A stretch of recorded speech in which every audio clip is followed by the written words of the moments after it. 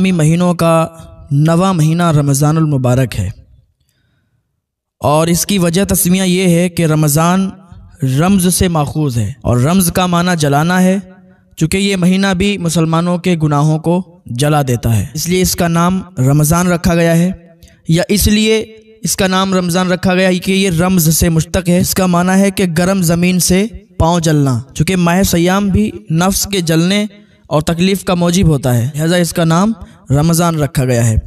اور آج رمضان شریف کا 9واں روزہ ہے، تو یہ مہینہ رمضان شریف کا بابرکت مہینہ ہے، اس میں اللہ کی بارگاہ میں عبادت کریں، روزے رکھیں۔ اس مہینے میں جتنی آپ عبادت کریں گے اللہ تعالیٰ کی، اتنا ہی آپ کے لیے بہتر ہے۔ پہلی رمضان کو جنت کے دروازے کھل جاتے ہیں اور دوزخ کے دروازے بند کر دیے جاتے ہیں، شیطانوں کو زنجیروں سے جکڑ دیا جاتا ہے۔ تیسری تاریخ رمضان المبارک میں حضرت ابراہیم علیہ السلام پر صحائف نازل ہوئے، اور چھٹی رمضان کو حضرت موسیٰ علیہ السلام پر توریت نازل ہوئی، اور 18ویں رمضان کو حضرت داؤد علیہ السلام پر زبور نازل ہوئی، اور 13ویں رمضان کو حضرت عیسیٰ علیہ السلام پر انجیل نازل ہوئی، اور 27ویں رمضان کو حضور پاک صلی اللہ تعالیٰ علیہ وسلم پر قرآن مجید نازل ہوا۔ 17ویں رمضان المبارک کو مکہ مکرمہ فتح ہوا، اور 27ویں رمضان کو جنگ بدر ہوئی، اور حضور صلی اللہ تعالیٰ علیہ وسلم کی مدد کے لیے فرشتے نازل ہوئے۔ رمضان شریف کے آخری دن میں اتنے لوگوں کو آزاد کیا جاتا ہے دوزخ سے، جتنا اول رمضان سے آخر رمضان تک لوگوں کو آزاد کیا جاتا ہے۔ امت مسلمہ کا اجماع ہے کہ رمضان المبارک تمام مہینوں سے افضل ہے۔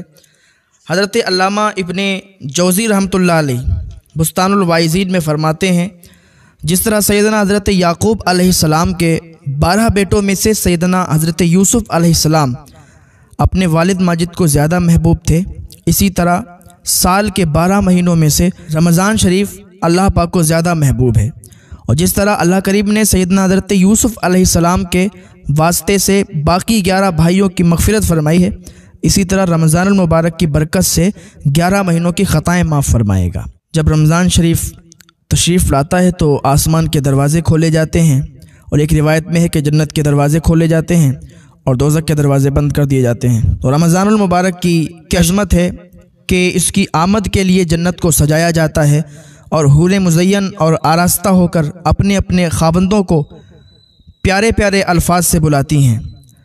سیدنا حضرت عبداللہ بن عمر رضی اللہ تعالی عنہما سے روایت ہے کہ آقا رحمت صلی اللہ تعالی علیہ وسلم نے فرمایا، بے شک جنت ابتدائے سال سے آئندہ سال تک رمضان شریف کے لیے آراستہ کی جاتی ہے۔ فرمایا، جب پہلا دن آتا ہے تو جنت کے پتوں سے عرش کے نیچے ہوا سفید اور بڑی آنکھوں والی حوروں پر چلتی ہے، تو وہ کہتی ہیں کہ اے پروردگار، اپنے بندوں سے ہمارے لیے ان کو شوہر بنا جن سے ہماری آنکھیں ٹھنڈی ہوں اور ان کی آنکھیں ہم سے ٹھنڈی ہوں۔ ماہ رمضان المبارک کی فضیلت کا کیا کہنا کہ اس کی برکت سے رمضان المبارک کی ہر رات میں 60,000 گناہگاروں کی مغفرت کی جاتی ہے۔ جس بدقسمت نے رمضان پاک کا قدر نہیں کیا اور اس میں نیک عمل کر کے اپنی بخشش نہیں کرائی، اس نے اپنے آپ کو ہلاکت کے گڑھے میں ڈال دیا ہے۔ محبوب خدا صلی اللہ تعالی علیہ وسلم فرماتے ہیں، تم لوگ ممبر کے پاس حاضر ہو۔ تو ہم ممبر کے پاس حاضر ہوئے۔ جب حضور اقدس صلی اللہ تعالی علیہ وسلم ممبر کے پہلے درجے پر چڑھے تو فرمایا آمین، جب دوسرے درجے پر چڑھے تو فرمایا آمین، اور جب تیسرے درجے پر چڑھے تو پھر فرمایا آمین۔ جب ممبر شریف سے اترے تو ہم نے عرض کیا، یا رسول اللہ صلی اللہ تعالی علیہ وسلم، آج ہم نے آپ سے ایسی بات سنی کہ کبھی نہیں سنی تھی۔ فرمایا، بے شک جبریل علیہ السلام نے آ کر عرض کی کہ بے شک وہ شخص دور ہو جس نے رمضان شریف کو پایا اور اس کی مغفرت نہیں ہوئی۔ میں نے کہا آمین۔ جب میں دوسرے درجے پر چڑھا تو اس نے کہا کہ وہ شخص دور ہو جس کے پاس تیرا ذکر ہو اور وہ درود شریف نہ پڑھے۔ میں نے کہا آمین۔ اس سے کیا مطلب؟